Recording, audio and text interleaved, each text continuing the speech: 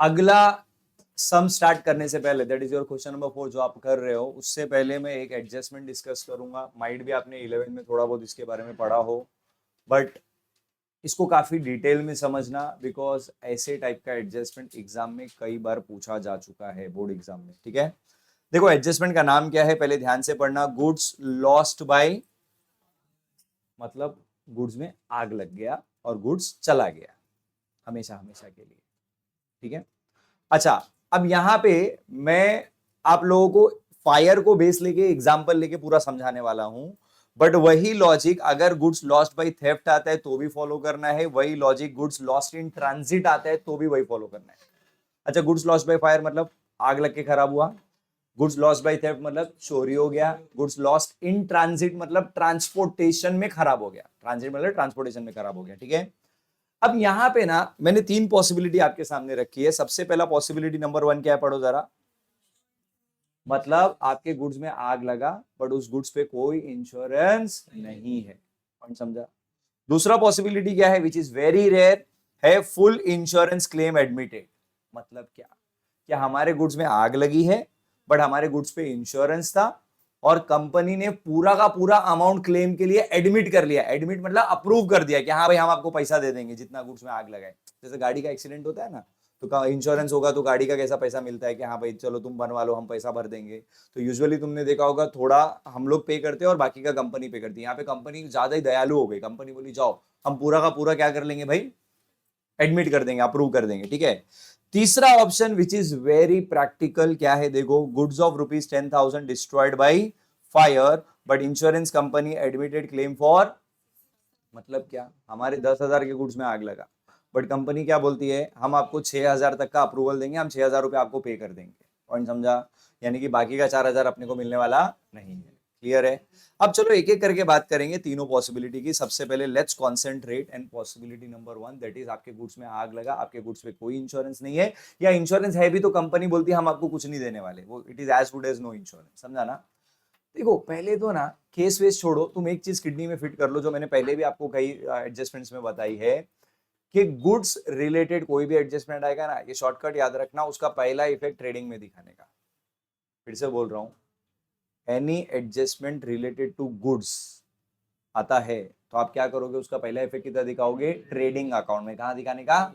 अब सवाल ये उठता है सर ट्रेडिंग में तो 2 साइड होता है, डेबिट साइड क्रेडिट साइड, है या ना। तो सिंपली याद रखो एडजस्टमेंट पढ़ने का, और एडजस्टमेंट पढ़ के अगर तुमको समझा कि बिझनेस में गुड्स आवत रही तो डेबिट करायचा और बिझनेस से गुड्स जावत रही तो क्रेडिट करायचा। फिर से बोलना, अगर बिझनेस में गुड्स आया तो और बिझनेस से गुड्स गया तो। फिलहाल मेरे को एक चीज बताओ, यहाँ पे गुड्स आवत रही कि जावत रही। भाई गुड्स में आग लग गई ना, तो गुड्स बिजनेस में आएगा कि बिजनेस से जाएगा। तो इसीलिए देखो पहला इफेक्ट किधर है, ट्रेडिंग के। तो पहले इफेक्ट का कोई टेंशन नहीं है, बिंदास ट्रेडिंग ट्रेड में दिखा दो। अब मुझे एक चीज बताओ, जिस गुड्स तो चला गया बट क्या इंश्योरेंस कंपनी कुछ पैसा देने वाला है, मतलब मेरे को प्रॉफिट हुआ कि प्रॉफिट हुआ, अरे लॉस हो गया।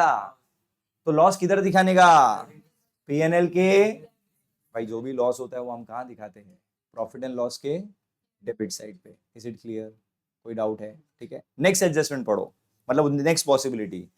यहां पे भी आग लगा मतलब गुड्स गया है तो क्लियर है, यानी कि पहला इफेक्ट सेम ही रहेगा कि गुड्स जा रहा है ट्रेडिंग ट्रेड में दिखा दो।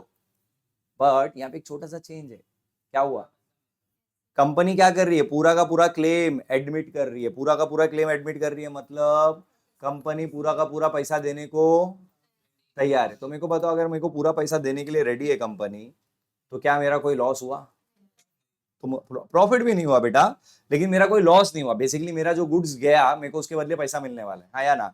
अच्छा एक मिनट, एडमिटेड का मतलब मैंने क्या समझाया, पैसा मिल गया कि अप्रूवल आया है। अप्रूवल आया मतलब मनी रिसीव्ड है कि रिसीवेबल है। Now tell me, anything receivable is what, asset.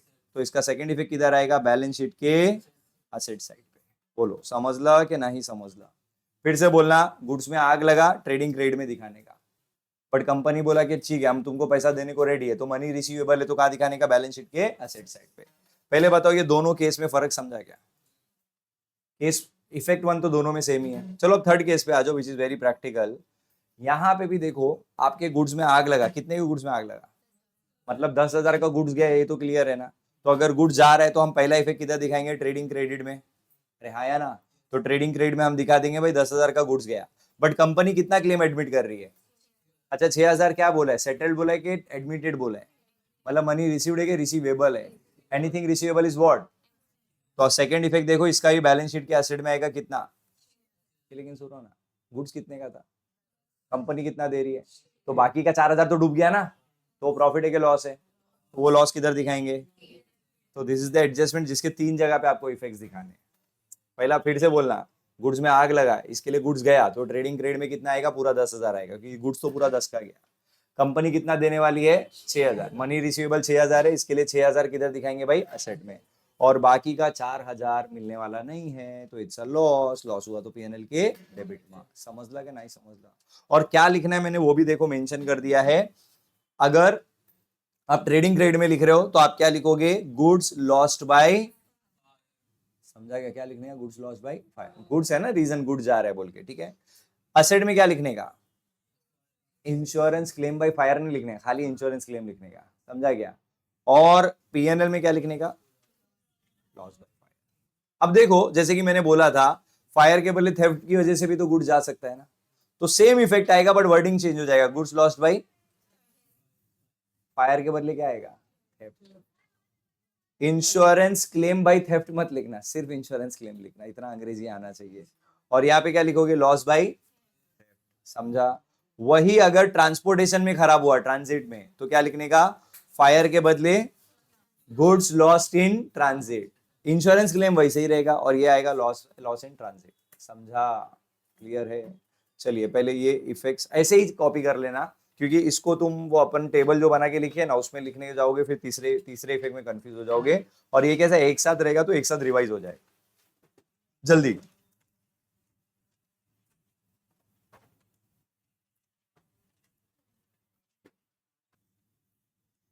अब इस एडजस्टमेंट के बाद we can start with some number 4। तो ध्यान से देखना, पहले मैं क्वेश्चन में पूरा सब डिस्कस कर रहा हूँ, मार्किंग करेंगे फ्रॉम, और हमेशा प्लीज क्वेश्चन स्टार्टिंग से पढ़ा करो। क्या बोलता है देखो, from the following trial balance of Piyush and Arun you are required to prepare trading account, profit and loss account and balance sheet, ठीक है। अच्छा यहाँ पे कहीं पे भी देखो रेशो दिया है क्या, तो मैंने क्या बोला था, अगर प्रॉफिट शेयरिंग रेशो नहीं दिया देन इट इज इक्वल, ठीक है। तो जो भी नेट प्रॉफिट होगा वो हम इक्वली बांटेंगे। देन उसके बाद आ जाओ नीचे, फटाफट मार्किंग कर लेते हैं। पहला आइटम है स्टॉक, कौन सा स्टॉक है ये, कहाँ जाएगा जल्दी बताइए, ट्रेडिंग के, फिर उसके बाद नेक्स्ट आइटम क्या है, ये भी कहाँ जाएगा, ट्रेडिंग के, सैलरीज कहाँ जाता है, सब आंसर करेंगे, हाँ, वेजेस ट्रेडिंग के, सिर्फ कैरेज आया ट्रेडिंग के, याद रखना कैरेज इनवर्ड ट्रेडिंग के डेबिट में आता है, कैरेज आउटवर्ड पीएनएल के डेबिट में आता है, लेकिन सिर्फ कैरेज आएगा तो भी ट्रेडिंग में दिखाने का। देन रॉयल्टीज भी अगर सिर्फ आया है ट्रेडिंग के डेबिट में दिखाने का। देन फ्रेड भी आया तो भी कहां दिखाने का, ट्रेडिंग के। ये जो कैरेज और फ्रेड ये सब होता है ना, ये ट्रांसपोर्टेशन चार्जेस होता है। क्या होता है, ट्रांसपोर्टेशन चार्जेस। तो फर्क क्या मालूम है, कैरेज यूजुअली रोड के थ्रू ट्रांसपोर्टेशन करते हैं ना, ट्रक वरक में डाल, उसको बोलते हैं। और जो फ्रेट होता है ना वो रेलवे के थ्रू मतलब ट्रांसपोर्टेशन होता है। बट बेसिकली अगर कुछ नहीं बोला है, मतलब ये गुड्स खरीद के लाने का खर्च है, ट्रांसपोर्टेशन का खर्च है, तो ट्रेडिंग डेबिट लिखा। देन उसके बाद प्रिंटिंग एंड स्टेशनरी कहा जाएगा, प्रॉफिट एंड लॉस के डेबिट में। सुंदरी debtors, furniture, lease hold property, समझा ना भाई। एक चीज ये समझ लेना, what is this lease hold. देखो दो टाइप का प्रॉपर्टी होता है, एक होता है फ्री होल्ड, एक होता है लीज होल्ड। फ्री होल्ड बोला मतलब पूरा का पूरा प्रॉपर्टी पे हमारा ओनरशिप है। लीज होल्ड बेसिकली क्या होता है मालूम है तुमको, रेंटेड प्रॉपर्टी तो सुना होगा कि हम रेंट पे प्रॉपर्टी लेते हैं कि भाई हाँ चलो महीना महीना रेंट देंगे। लीज भी वैसे ही है, लेकिन फर्क क्या है मालूम है, रेंट कैसा है आप मंथली बेसिस पे या ईयरली बेसिस पे पे करते हो, जैसा ऐसा यूज करोगे। लीज का कैसा है मालूम है, मैंने लॉन्ग टर्म के लिए कोई जगह, सपोज फैक्ट्री के लिए कोई जमीन लिया, मैंने 50 साल के लीज पे लिया। अब 50 साल की लीज का मतलब क्या मालूम है, मैं महीना महीना रेंट नहीं भरने वाला हूं। वो 50 साल का जो भी अमाउंट बनता है ना, वो मैं एक साथ पे कर दूंगा एडवांस में। समझ में आ रहा है, मतलब से फॉर एग्जांपल मैंने 50 लाख रुपया पे कर दिया 50 साल के लिए, हर साल का 10 लाख के हिसाब से, सॉरी हर साल का 1 लाख के हिसाब से 50 लाख कितना पे कर दिया भाई, 50 लाख रुपया पे कर दिया, ठीक है। तो 50 लाख तक कहने की मतलब 50 साल तक उसका बेनिफिट मुझे मिलने वाला है, आया ना, बेनिफिट रिसीवेबल है। तो इसके लिए चाहे फ्री होल्ड प्रॉपर्टी हो चाहे लीज होल्ड प्रॉपर्टी हो, कहां दिखाने का, असेट में। याद रहेगा ये चीज। इन्वेस्टमेंट भी किधर आएगा बच्चा, असेट में। ट्रैवलिंग एक्सपेंसेस पीएनएल के ब्रैकेट में कुछ तो मजाक है, वो बाद में देखेंगे। आप फिलहाल ये बताओ एडवर्टीजमेंट किधर आता है, पीएनएल के डेबिट में। Then bad debts is the profit के लॉस, तो ये भी किधर आएगा, पीएनएल के। और ये कौन सा बैड डेट से बेटा, ट्रायल बैलेंस में आया तो old bad debt, discount allowed PNL के डेबिट में। Hand in cash, bank at cash, fix deposit, credit side पे आ जाओ, कैपिटल। देखो मैं फिर से एक बार रिपीट कर रहा हूँ, कुछ कॉलेजेस कैपिटल अकाउंट अलग से बनाने को भी बोलते हैं, और कुछ कॉलेजेस बोलते हैं आप डायरेक्ट लाइबिलिटी में लिख दो तो भी चलेगा, ठीक है। और दोनों में तुमको मार्क्स मिलेगा, whether you are preparing capital account और नॉट, डजंट मैटर। क्लियर है, तो हम डायरेक्ट लाइबिलिटी में इसको शो करने वाले हैं। देन क्रेडिटर्स किधर आएगा, interest received on fixed deposit. मेरा क्वेश्चन ये है बच्चा, ये एक्सपेंस है कि इनकम है, तो इनकम है तो कहां दिखाएंगे, पीएनएल के बैंक ओवरड्राफ्ट, साले ट्रेडिंग के क्रेडिट साइड पे। पहले बताइए ये पोस्टिंग वाले आइटम्स का कोई दिक्कत है क्या, अब कुछ नहीं, जो मार्किंग किया उस हिसाब से तुमको जगह जगह पे उनको फिट करना है। मेन दिमाग लगाना है एडजस्टमेंट में, एडजस्टमेंट का मिनिमम कितना इफेक्ट होता है। चलिए एक एक करके बात करेंगे। पहला एडजस्टमेंट क्या दिया है, closing stock on hand on 31 मार्च 2019, मतलब ये कौन से स्टॉक का बात कर रहे हैं, क्लोजिंग स्टॉक। अच्छा क्लोजिंग स्टॉक में दो वैल्यू दिया है, एक 40 एक 35, क्या लेने का। ऑलवेज रिमेंबर, ना तो तुमको कॉस्ट देखना है ना मार्केट देख रहा है, तुम छोटू को इज्जत दो, किसको इज्जत दो, तो ऑलवेज टेक द छोटू वैल्यू, याद रहेगा ये चीज, ठीक है। तो क्लोजिंग स्टॉक हम 35,000 ही दिखाएंगे अपने बुक में। नाउ माय बच्चा क्वेश्चन इज, क्लोजिंग स्टॉक का दो इफेक्ट प्लीज, ये सबको पता होना चाहिए, एक ऐसा एडजस्टमेंट है यार पपलू एकदम, जल्दी बताओ पहला इफेक्ट किधर आता है, ट्रेडिंग के। तो ट्रेडिंग के क्रेडिट में जाके हम लिख देंगे बाय क्लोजिंग स्टॉक, कितना लिखेंगे बेटा, 35,000। और सेकेंड इफेक्ट बैलेंस शीट में कहा दिखाएंगे, कि भाई ये याद है ना, ये मैंने रेफरेंस के लिए बीच में लाइन भी डाल के रखा है, लाइन के ऊपर ट्रेडिंग है, लाइन के नीचे पीएनएल है, और ये मेरा क्या है। और एग्जाम में मैंने क्या बोला, सेफर साइड अलग अलग पेज पे बना लेना, ट्रेडिंग एक पेज पे, पीएनएल एक पेज पे, बैलेंस शीट अलग पेज पे, तो क्या जगह का दिक्कत नहीं होना चाहिए। अच्छा यहाँ पे भी हम लिख देंगे जाके क्लोजिंग स्टॉक, ऊपर मैंने किसके लिए जगह छोड़ी है बताना जरा, फिक्स्ड एसेट। फिक्स्ड एसेट मतलब जो लॉन्ग टर्म असेट होते हैं ना, long term asset, machinery, building, furniture, जो लॉन्ग टर्म चलने वाले, ठीक है। अच्छा चलिए क्लोजिंग स्टॉक क्लियर है। नेक्स्ट एडजस्टमेंट जाके चेक करो क्या था, interest on fix deposit rupees 1200 is still receivable. Now बच्चा रिसीवेबल बोला है, मतलब क्या है, मिलना बाकी है, मतलब ये क्या है, आउटस्टैंडिंग इनकम है, क्या ये आउटस्टैंडिंग इनकम है। नाउ बच्चा ऊपर जाके देखो, इससे रिलेटेड इनकम दिया है क्या, मिला क्या। तो मुझे पहले तो ये बताओ, ये इंटरेस्ट हमको कहां दिखाना था, इनकम कहां दिखाते, जल्दी बोलना, पीएनएल में दिखाते हैं ना, पीएनएल के क्रेडिट में दिखाते हैं, तो पीएनएल के क्रेडिट में दिखाएंगे इंटरेस्ट ऑन फिक्स्ड डिपॉजिट, ऐसा शॉर्ट फॉर्म आप लोग नहीं यूज करने, आप लोग पूरा पूरा लिखा करो। हाँ इंटरेस्ट ऑन फिक्स्ड डिपॉजिट ऊपर कितना दिया है ट्रायल बैलेंस में, ढूंढो, हाँ ट्रायल बैलेंस में कितना दिया है, प्लीज कॉपी मत करो, अभी सिर्फ समझने पे ध्यान दो। 1,000 रुपया है। अच्छा अब इसमें मुझे एक चीज बताओ, हम लोग आउटस्टैंडिंग क्या करते हैं, भाई कभी भी याद रखना, outstanding figure particular expense income में जाके प्लस कर देने का। और एडजस्टमेंट में देखो आउटस्टैंडिंग कितना है, एडजस्टमेंट में देखो 1,200 रुपया आउटस्टैंडिंग है, तो इसका मतलब क्या हो गया, 1,000 रुपया मिल चुका है, 1,200 रुपया अभी भी मिलना बाकी है, मतलब टोटल हमारा इनकम कितना होना चाहिए था इस साल, कितना होना चाहिए था, 2,000,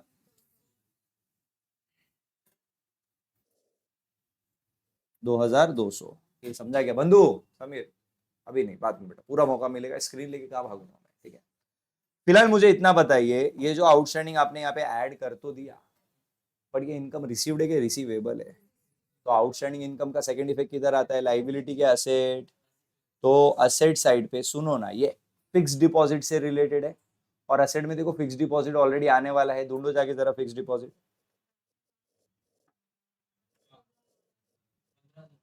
मिला ना। या चलो ना अलग अलग ही दिखा देते हैं यार, ऊपर फिर फिक्स डिपॉजिट बाद में दिखा देंगे। क्या था ये, outstanding interest on fixed deposit कितना था बेटा, 1,200। कि भाई ये समझा ना, तुम चाहो तो इसको एफडी में ऐड करके दिखा दो, बिकॉज उससे रिलेटेड है, या फिर अलग से भी दिखाओगे तो भी कोई दिक्कत नहीं है। क्लियर है ये चीज। चलिए नेक्स्ट, उसके बाद मेरे को मुझे बताना नेक्स्ट आइटम क्या था। प्रोवाइड कितना परसेंट? मुझे सिर्फ इतना बताओ, ये ओल्ड आरडीडी है न्यू आरडीडी है? एडजस्टमेंट में है मतलब न्यू है। और new bad dates new RDD के लिए हमको डेटर चाहिए होता है। क्या चाहिए होता है? जाके ऊपर से डेटर्स ढूंढिए, ढूंढिए सब लोग, आपके पास बुक है ना, ढूंढो। सुंदरी डेटर्स रहेगा ना? कितना है?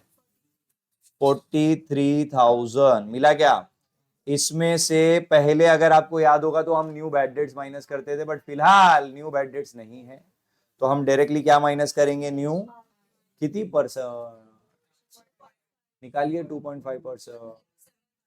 1075। हमारे अगर कुछ मासूम बच्चे हैं जो पॉइंट को देख के दिक्कत में आ गए होंगे, उनके लिए मैं बता दूं, कुछ नहीं, 43,000 लो इंटू 2.5 अपॉन 100 है। आपको अगर पॉइंट से दिक्कत है, आप पहले भी हटा सकते हो, उसको पॉइंट हटा के नीचे सिर्फ एक जीरो ऐड कर दो, तो ये 3030 कैंसल बा। 43 इंटू 25 उतना तो करने को आना चाहिए, वो नहीं आता है तो कुछ नहीं हो सकता, समझा? तो भैया अब जल्दी से 1075 माइनस करके बताओ क्या बचता है? हाँ, 41,000। ये समझ ला ना, न्यू बैड डेट्स नहीं है तो सिर्फ न्यू आरडीडी माइनस होगा। अच्छा, न्यू आरडीडी हो न्यू बैड डेट्स हो, सबका सेकंड इफेक्ट किधर आता है? पीएनएल के। और पीएनएल के डेबिट में यार ऑन नो वाला फॉर्मूला आप सबको याद होना चाहिए। पहले क्या आता है जल्दी बताओ? ओल्ड बैड डेट्स, फिर क्या आता है? न्यू बैड डेट्स, फिर न्यू आरडीडी माइनस, फिर से बोलना, पहले क्या आता है? Old bad debts plus new bad debts plus new RDD minus old RDD. But फिलहाल अब ढूंढना शुरू करो, पहले ओल्ड बैड डेट्स है क्या ढूंढो। ओल्ड वाला आइटम ट्रायल बैलेंस से मिलता है, हाँ? मिला क्या ओल्ड बैड डेट्स? फिर हम ऐड करते थे new bad dates, but new bad dates तो एडजस्टमेंट में होता है ना, देखो है क्या? तो छोड़ दो, स्किप करो, जो नहीं है स्किप करने का। फिर हम ऐड क्या करते हैं? न्यू। अब वो तो अभी था ना, कितना था? 1075। फिर लेस क्या करते थे? Old RDD. ट्रायल बैलेंस के क्रेडिट में चेक करो, ओल्ड आरडीडी है क्या? नहीं है ना?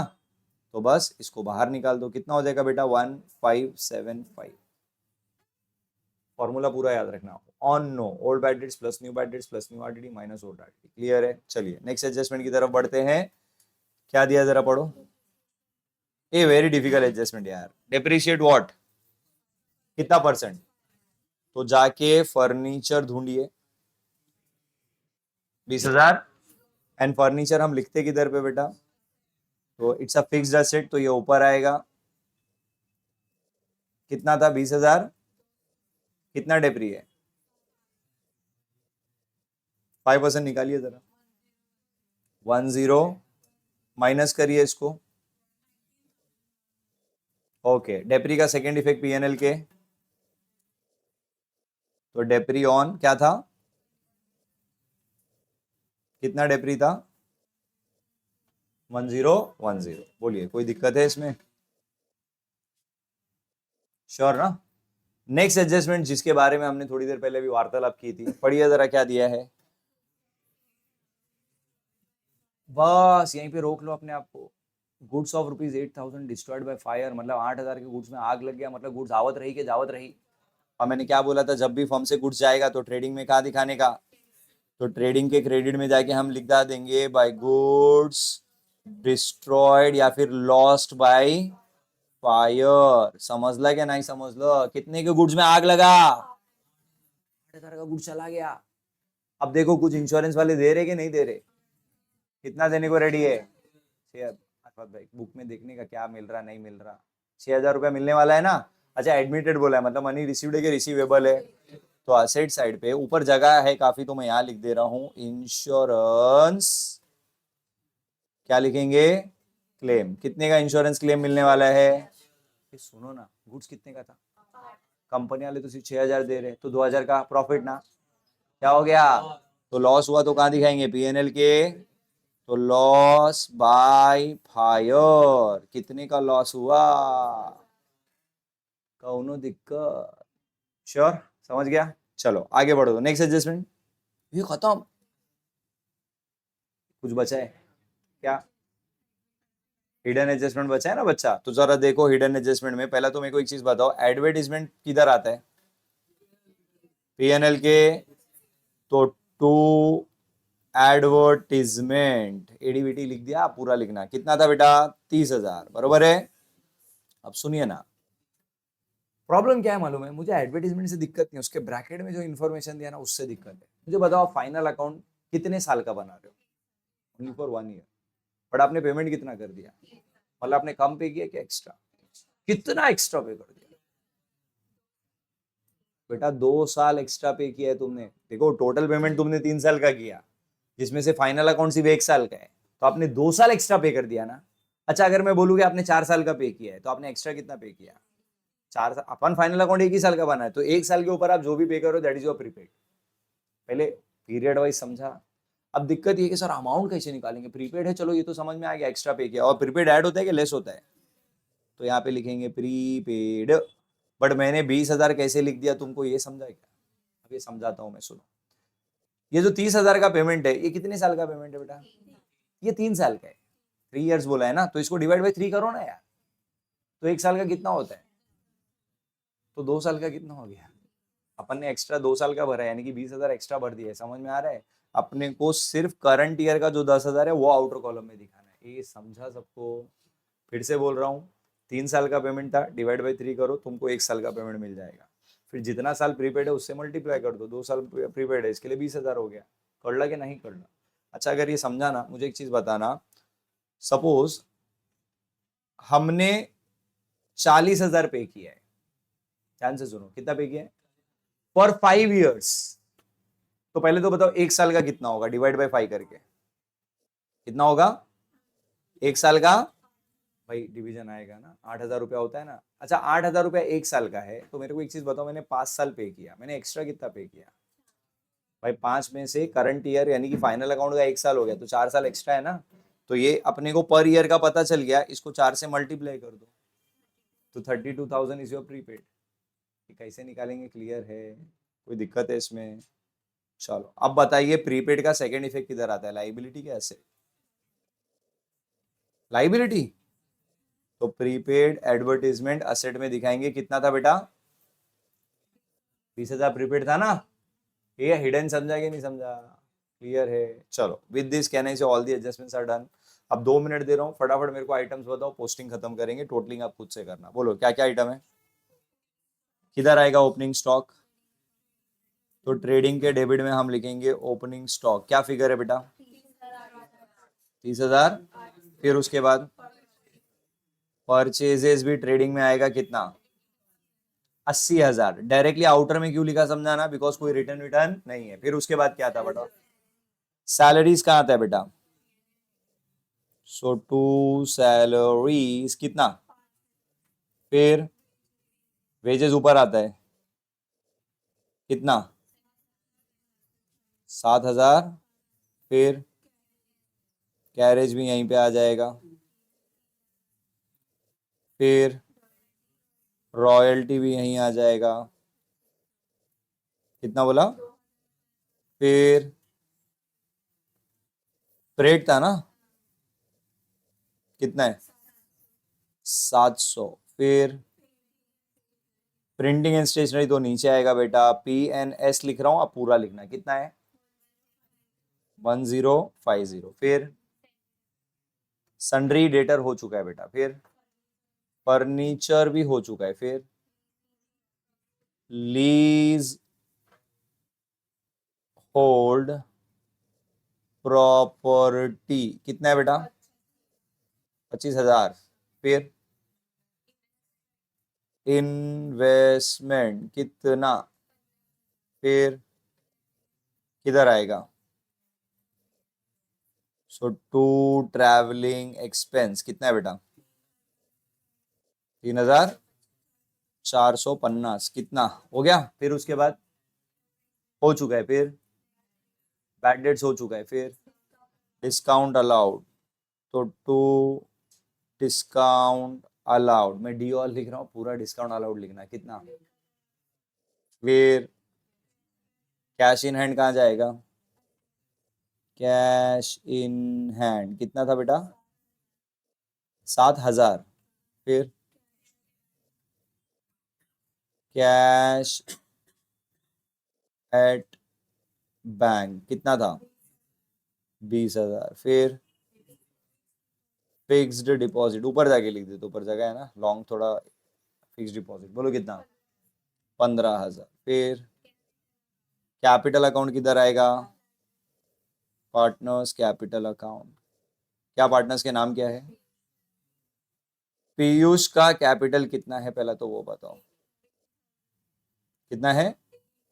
फिर इसके नीचे थोड़ी जगह छोड़ देना, ड्रॉइंग्स नेट प्रॉफिट अगर इसका कुछ रहेगा तो ठीक है। फिर उसके बाद दूसरा पार्टनर कौन है, और अरुण का कैपिटल कितना है, उसका भी 80 है।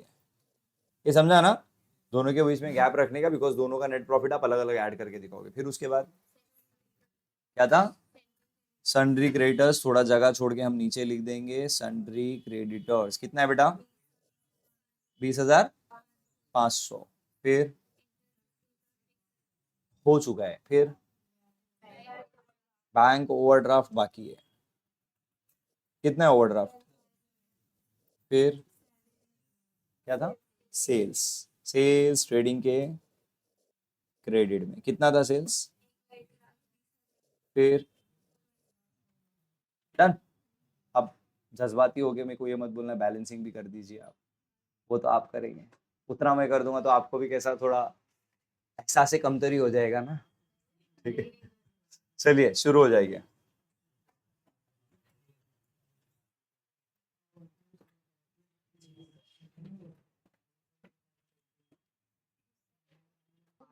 ये एक बार तुम लोगों ने टोटल किया, किसका किसका टैली हो गया, मुझे फटाफट बता दो, एक बार आंसर्स देख लेते हैं।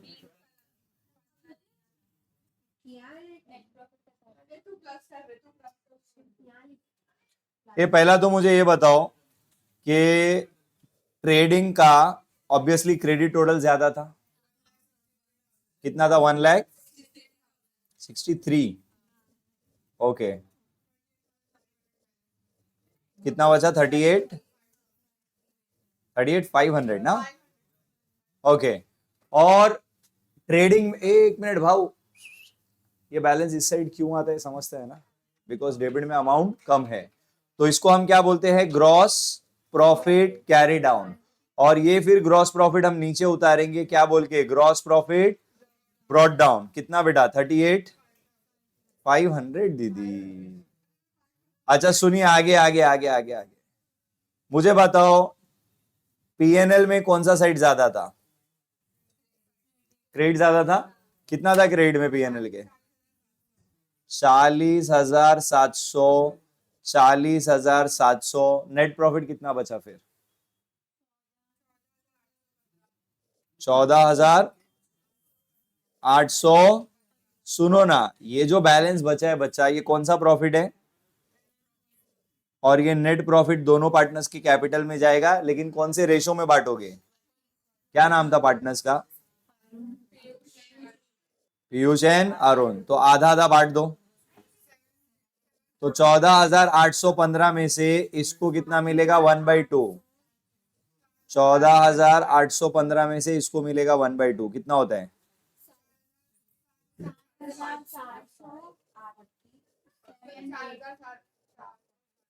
एक्चुअली आंसर आता है 7.5, 7.5, तो अपन एक को 8 दे देंगे, एक को 7 दे देंगे, ठीक है। फिर इसको आपने कैपिटल में ऐड करना था, नेट प्रॉफिट यहाँ पे कितना कितना था बोलो, 7,408, और दूसरे वाले का 7,400, तो इसका आ जाएगा 87,408, इसका आ जाएगा 87,407।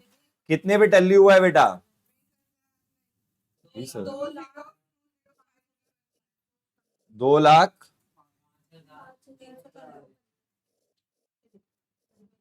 बोलो, कौनो दिक्कत दिक्कत आहे तो पूछो।